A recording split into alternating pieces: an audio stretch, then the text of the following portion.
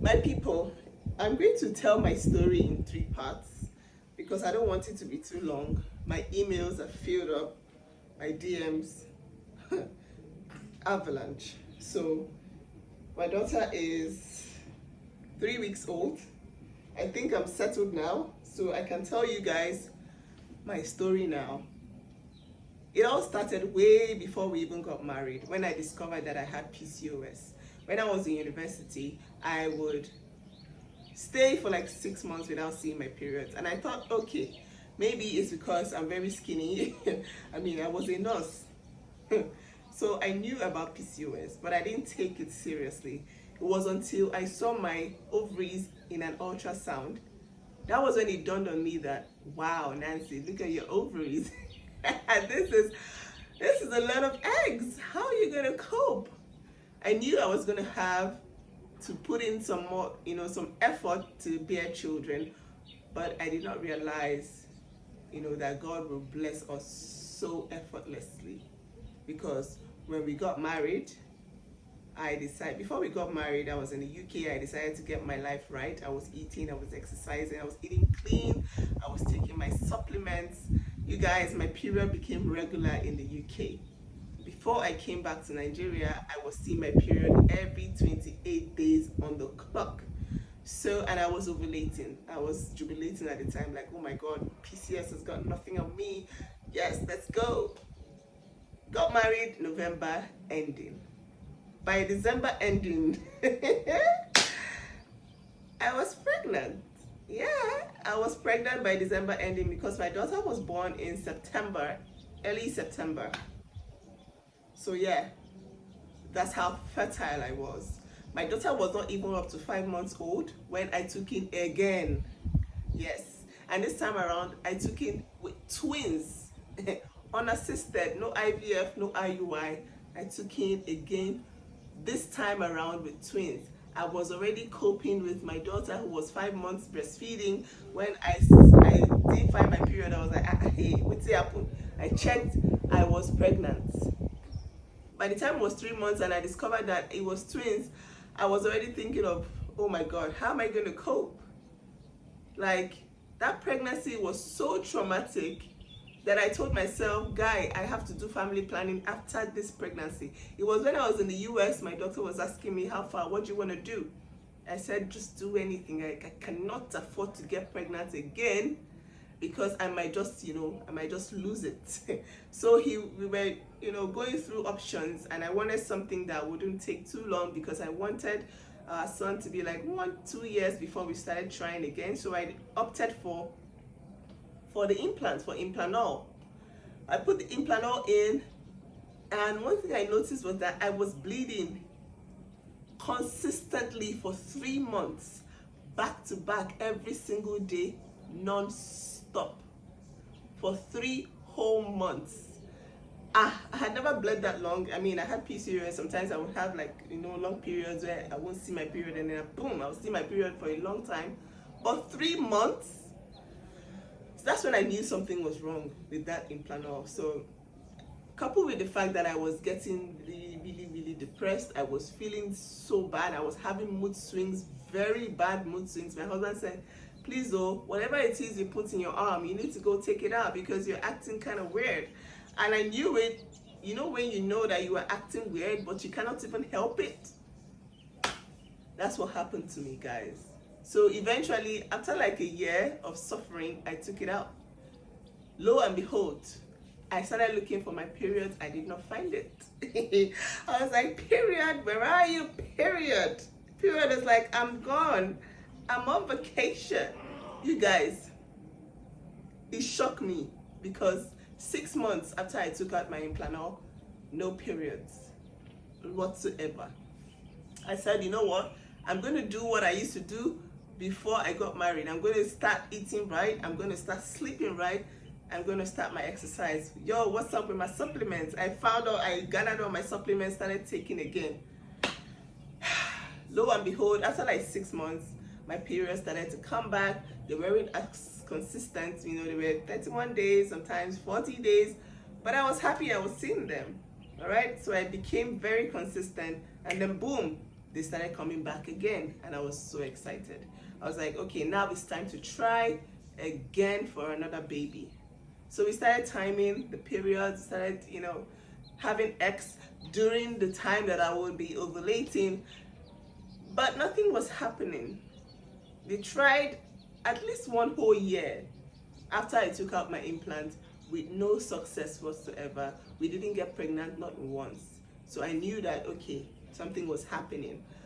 It was right before the pandemic. I saw one of my doctor friends in Nigeria, Dr. Ogunkinle. We had worked together at the Bridge Clinic over a decade ago. So I was like, okay, I'm seeing all these other doctors now, but I want you to have a look. What's up with me? So I booked another round of tests, HSG, hysteroscopy. I did everything, guys. Everything was okay. There was absolutely nothing wrong. So he said, you know what? Let's try IUI. And then I was like, okay, IUI. So we did IUI, 2 cycles unmedicated. Then we tried again, I think 4 cycles with clomid, and I can't remember the other drug. We tried 1 more cycle with injections, that's IUI with injections. And no show, no pregnancy whatsoever.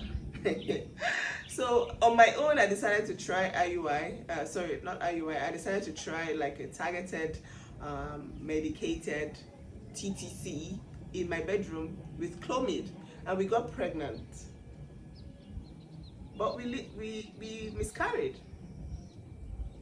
The second time we got pregnant. However, I think it was a chemical pregnancy because it was just after 2 weeks I bled again. So that's how the miscarriages started. All right. After the whole IUI saga, it was the pandemic, so we decided to try by ourselves. So we were trying. We were getting pregnant, and it was just coming down. Like, I was just like, what's going on? Okay, so I was like, okay, I need to be sure that an embryo is actually in there. So I decided to go for the big brother. So that's IVF. I called all my friends. I was like, yo, I want to start IVF. Let's see if this will work for us, because I know that with IVF, everything is medicated. It's a medicated pregnancy. You have a lot of progesterone support. So, I mean, that should help the embryo to stay put. I was like, okay, let's try this. Guys, I used 2 clinics. I'm not going to mention their names.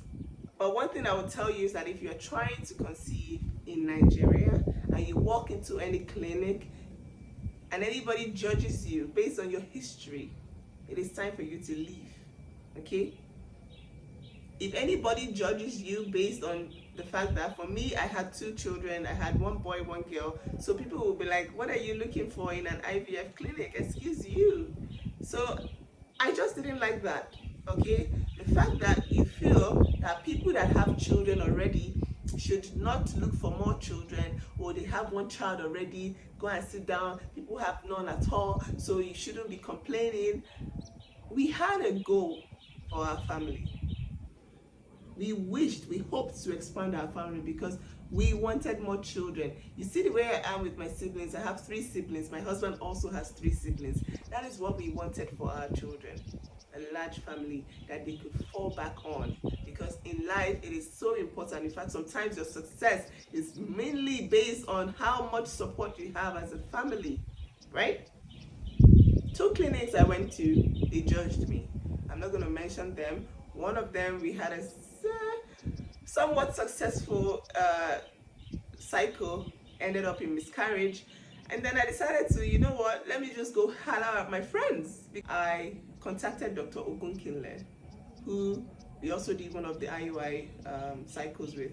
And he was like, okay, come in, let's see what's going to happen. So we did. And that is when we started getting very serious with this, all right? What we noticed was that my lining wouldn't get past 7 mm. You need your lining to be as thick as 8 mm to be able to implant, an embryo for it to actually be, carry a viable pregnancy. But this was something that was missed in so many other clinics. But this time around, he did everything to get my lining to 8 mm, and he just didn't want to grow past 7 mm. I took Viagra. Like, I took Viagra in one of my cycles to thicken my lining. That's how dedicated my doctor was to keeping my lining thick enough for the embryos to come in. We had a fresh cycle that ended up with our embryos getting frozen, and then we came back to take those frozen embryos, but the cycle failed because my lining shed 2 days before my embryo transfer, right? That's when my doctor said, are you sure everything is okay? So the next cycle, he supported me with a lot of drugs, like I was taking Viagra, he did a lot of procedures, but he practically injected all sorts into my lining just to keep it thick for the embryo transfer. Eventually, it didn't shed, but that pregnancy was successful. That cycle was successful.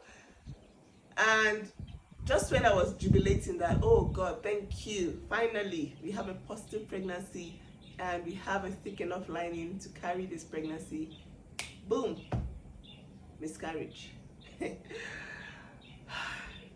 At this point, I said, oh God, please, God, I've suffered enough. God, I beg. Like, you know how many times you have hopes and dreams that this will be your child.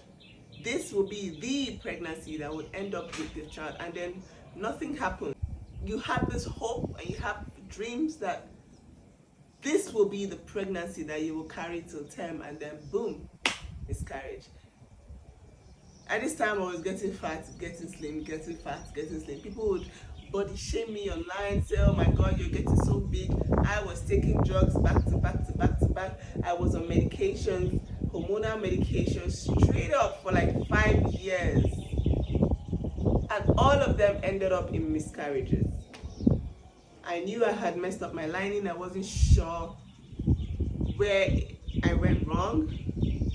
But the last pregnancy that we miscarried was the last straw for me. I told my doctor, I can't do this anymore.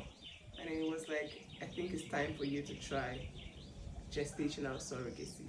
At the time, we had 13 embryos left. We currently have 13 embryos. We had 15 embryos left, and I was done. I was done trying. All right, so I'm going to come back for the part 2, so you see what we did after my last miscarriage. All right, peace, guys.